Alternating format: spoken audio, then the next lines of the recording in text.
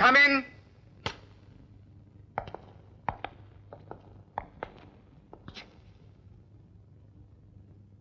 Sir, సరుకు delivery తీసుకోమంటే మీ manager తనకేమీ తెలియదు అంటున్నాడు సార్. మీరు సరుకు డెలివరీ తీసుకోకపోతే మేము గొంతూరు కప్పులో మునిగిపోతాం సార్. ఇంకెవరికైనా అమ్ముకోండి. ఆ డ్రెస్సులు మన దేశంలో మత్తున్న ఎవరు కొనరు సార్. మాన మర్యాదలు ఉన్న వాళ్ళు ఎవరు ఆ డ్రెస్సులు వేసుకోరాడు సార్.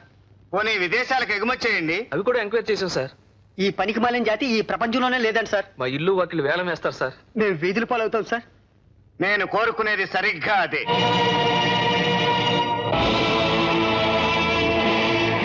కృష్ణ, అవును, ప్రతిదానికి మధ్యలో వచ్చి కల్పించుకునే కోన్ కిస్కా గొట్టాంగాడు, అసలు అడ్రస్ కూడా లేని కేరా ప్లాట్ఫామ్ గాడు, వాడే వీడు కృష్ణ.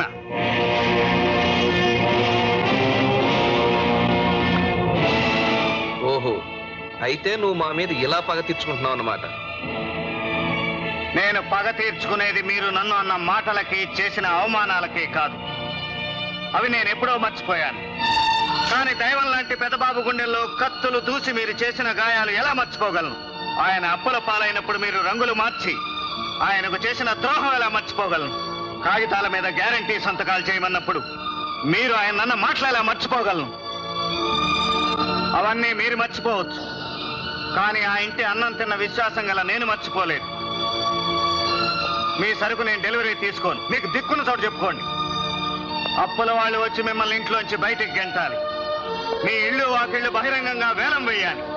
మీ వ్యాపారాలు మూతబడి గేట్లకు తాళాలు పడాలి. అప్పుడు గాని తెలిసిరాదు మీరు మీ అన్నగారికి చేసిన ద్రోహం, విశ్వాసఘాతకం. ఎందుకు ఇంకా అక్కడే నిలబడ్డారు? మర్యాదగా పోతారా? గోర్ఖాని పిలిచి గెంటించమంటారా?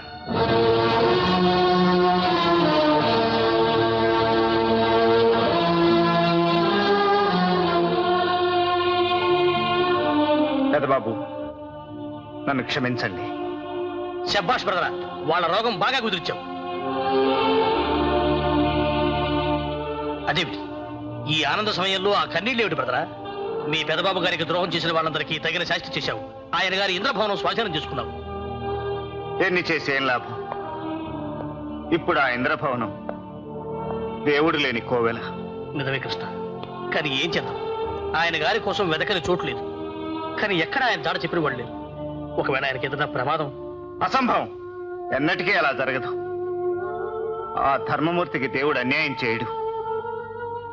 ఆయనకు నా మీద కోపం తగ్గి క్షమించి మళ్ళీ నన్ను దగ్గరకు తీసుకోవాలని ప్రార్థిస్తూ రేపు గుళ్ళో దేవుడి అర్చనలు, పేదలకు అన్నదానం చేయిద్దాం.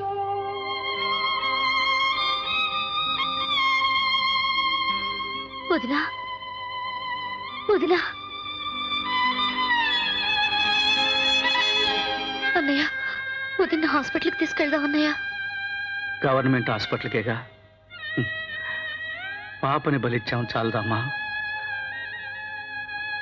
ఇప్పుడు మనకు దేవుడే దిక్కు. గుడికెళ్ళి ప్రసాదం తీసుకొస్తాను. దేవుడు కరుణించాడా? ఈ వదిన మనకు దక్కుతుంది.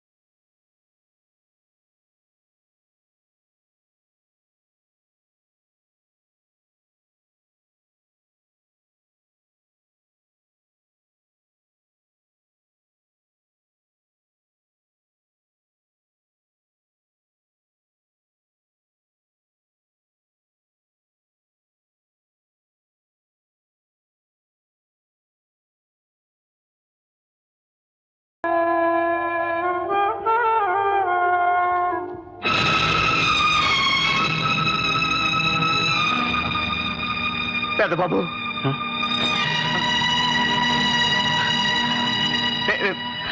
నేనే బాబు. కృష్ణ,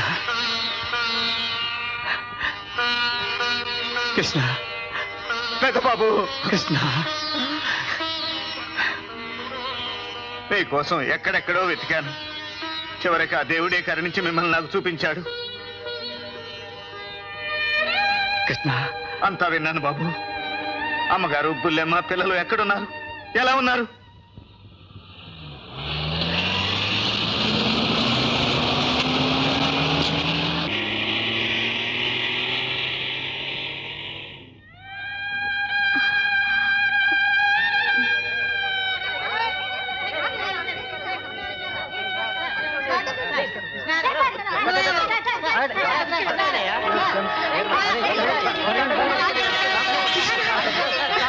వదినా, కృష్ణ కృష్ణ వచ్చాడు వదినా.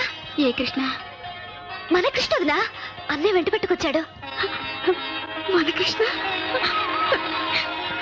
మన కృష్ణ. వదినా, పర్వాలేదమ్మా.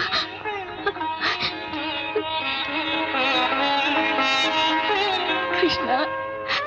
అమ్మా,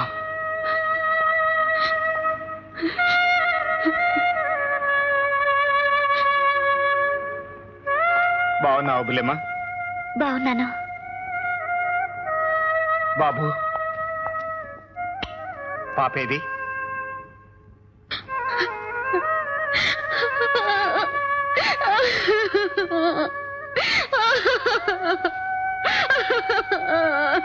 అమ్మా, పాప లేదు కృష్ణ, దేవుడి దగ్గరికి వెళ్ళిపోయింది. పెద్ద బాబు,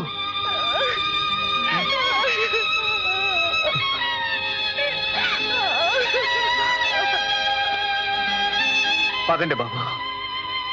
ఎక్కడికి? మన ఇంటికి.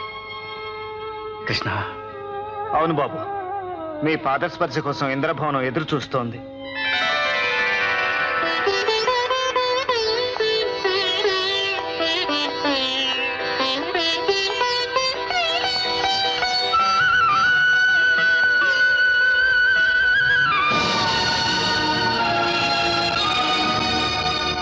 అవును బాబు, వాళ్ళని నేనే తీసుకొచ్చాను.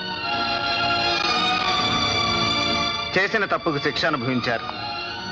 ఇల్లు వాకిల్లేక వీధిని పడ్డారు. వీళ్ళని క్షమించి మీరు కాకపోతే ఇంకెవరు ఆదుకుంటారు బాబు? వీళ్ళని క్షమించేది? వీళ్ళు చేసిన ద్రోహానికి. అలా అనకు పెద్దన్నయ్య. అయిందేదో అయిపోయింది. గతాన్ని మర్చిపోయి వాళ్ళని క్షమించు. ఎలా మర్చిపోమంటావమ్మా? నీ చెంప మీద కొట్టిన దెబ్బ నువ్వు మర్చిపోగలవేమో కానీ నేను మర్చిపోలేనమ్మా. వీళ్ళు నా గుండెల్లో చేసిన గాయాన్ని ఈ జన్మకే కాదు, ఎన్ని జన్మలకైనా మర్చిపోలేను. మీరు అలా కటువుగా మాట్లాడితే ఎలా బాబు? తప్పు చేయటం మానవ సహజం, క్షమించటం దేవతా లక్షణం. మీరు కాకపోతే వాళ్ళని ఎవరు క్షమిస్తారు? క్షమకు కూడా సమయాలు ఉంటాయి కృష్ణ. వీళ్ళని క్షమించకపోవడం నేరం అయితే ఆ నేరానికి తగిన శిక్ష నేను అనుభవిస్తాను. ఇప్పుడు మొసలు కన్నీళ్లు కాచే ఈ ద్రోహులు కాలం కలిసి వస్తే రేపు ప్లేటు ఫిరాయించడానికి గ్యారంటీ ఏమిటి? మిమ్మల్ని అందరినీ హింసించి నడి రోడ్డు మీద నిలబెట్టని నమ్మకం ఏమిటి? పెద్దబాబు, నాకు ఇంకేం చెప్పదు కృష్ణ. వీళ్ళని చేరదీయడం పాముకు పాలు పోసి పెంచినట్లవుతుంది. వీళ్ళ మొహాలు నేను చూడలేను. వెంటనే బయటకు పంపు.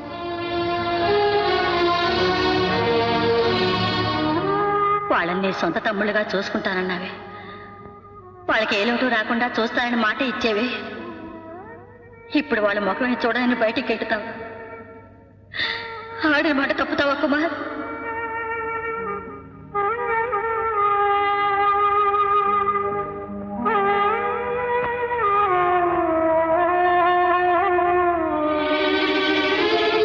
అమ్మా జయ, కృష్ణ, కృష్ణ, నాదో కోరిక తీరుస్తావా? చెప్పండి బాబు. జయ నిన్ను మనసారా ప్రేమిస్తోంది. ఏమిటి? బుల్లెమ్మ నన్ను? అవును కృష్ణ, మొదటి నుంచి నువ్వంటే దానికి ప్రాణం. నువ్వు మాత్రం హీరోల కంటే ఏం తక్కువ? ఆడపిల్లలు ఎందుకు సిగ్గుపడతారో ఆ మాత్రం తెలీదా? కాబోయే మొగుడు కాదు, ఆయన మొగుడే కల్లోకొచ్చాడు. నీలాగే మంచివాడు, అందగాడు.